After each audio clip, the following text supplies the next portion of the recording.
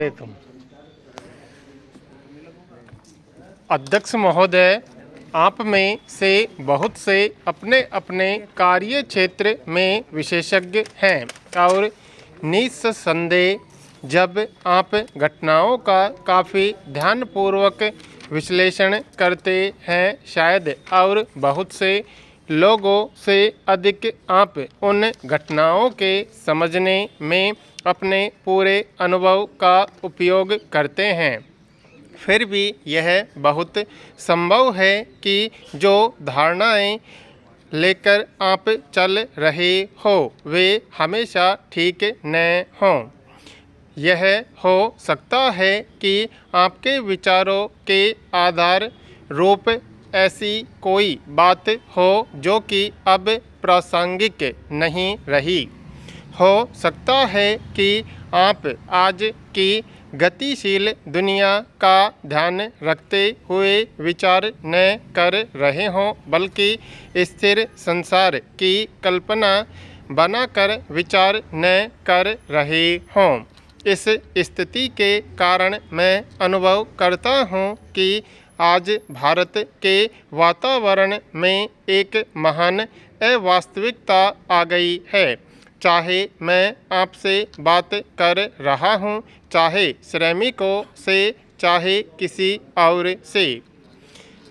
जब मैं यहाँ बैठा हुआ था तो आपके परिसंघ के एक सदस्य ने, जो कि कोई प्रस्ताव पेश कर रहे थे या उसका समर्थन कर रहे थे, व्यवहारिक दृष्टिकोण के बारे में कुछ कहा था।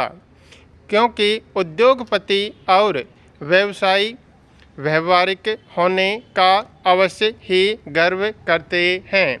राजनीतिज्ञ भी व्यवहारिक होने की बात करते हैं, लेकिन जो बात मुझे आश्चर्य में डालती है वह यह है कि जिनका सर्वस्व व्यवहारिक होना ही है, उनके आसपास क्या हो रहा है उसके बारे में भी ये लोग कभी कभी अद्भुत रूप से अज्ञान रखते हैं। व्यवहारिक होने की उनकी कल्पना यह है कि संसार कभी बदलता नहीं और जो उनके पूर्वज अतीत काल से करते आए हैं उसी का अनुसरण करना चाहिए। यह है व्यवहारिक होना। जिस तरह की यदि मैं उस वर्ग को लूँ जिसका कि मैं कहा जा सकता हूँ, अर्थात राजनीतिज्ञों का, तो वह भी बड़े ठोस दिमाग के और व्यवहारिक कहे जाते हैं। चूँकि वह ठोस दिमाग के और व्यवहारिक होते हैं, इसलिए लोग उन्हें मजबूर करके दुनिया में बड़ा युद्ध करा देते हैं। विषम समस्याओं को निपटाने में सब बड़ी संलग्नता दिखाते हैं और श्रम करते हैं। उन्हें हल करने में वे असफल होते हैं और फिर दूसरा युद्ध होता है और नई समस्याएं उत्पन्न होती हैं और इसी तरह चक्र चलता रहता है। इस तरह से चक्र चलता है और हम भी व्यवहारिक होने का दावा करते रहते हैं। अध्यक्ष महोदय, अब निश्चय ही इस दृष्टिकोण में कुछ भूल है। इसीलिए मैं उन लोगों से जो अपने को व्यवहारिक और ठोस दिमाग का कहते हैं कुछ ऊब गया हूँ। उस ठोस दिमाग का अर्थ प्राय लचीलेपन का नितांत अभाव भी होता है।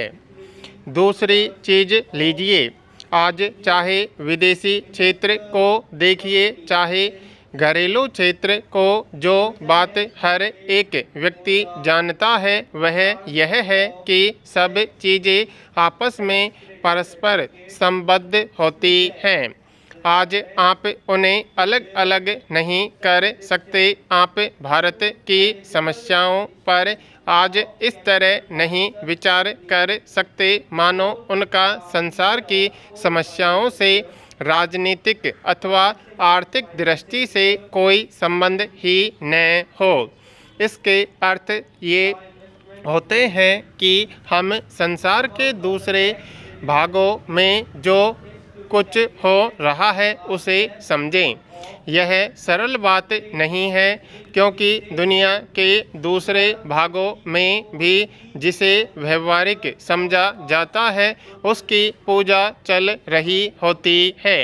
परिणाम यह होता है कि लोग उन्हीं रास्तों पर चले जा रहे हैं जिन पर बीते हुए समय में प्रत्यक्ष रूप से बर्बादी हुई है। मुझे यह कहना चाहिए था कि यद्यपि तत्काल बुद्धिमानी का प्रदर्शन करना कठिन हो सकता है, फिर भी निश्चय ही जो बात अतीत काल में बार बार बर्बादी करा चुकी है उससे बचने में अधिक बुद्धिमानी की आवश्यकता नहीं।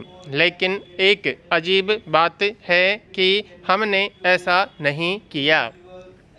बात यह है कि हम एक रास्ता पकड़े हुए चले जा रहे हैं, जबकि हम अच्छी तरह जानते हैं कि यह बर्बादी की तरफ ले जाने वाला है। अब अगर यह सच है कि हम सब ने अपनी बुद्धि बिल्कुल खो दी है और ऐसी चीज़ के चंगुल में फंसे हैं जो कि दुखांत घटना के ढंग की है, एक अनिवार्य विपत्ति है, तब हमें जो करना चाहिए वह यह है कि इस विपत्ति का एक गौरवपूर्ण रीति से सामना करें, या उसका यदि कोई और रास्ता है तो वह रास्ता हमें ढूंढना चाहिए, चाहे वह सबसे अच्छे परिणाम न ला सके। अब भारत को देखते हुए जो जटिल समस्याएं हमारे सामने हैं और वे बहुत सी हैं, और उनमें से कितनी ही बड़ी बड़ी समस्याएं हैं। पिछले 1.5 वर्ष या इससे अधिक समय को देखते हुए जिसमें कि सरकार का काम कर रही है, मुझे इस बात का ज्ञान है कि बहुत सी चीज़ें हैं जो हमने बुरे ढंग से की हैं।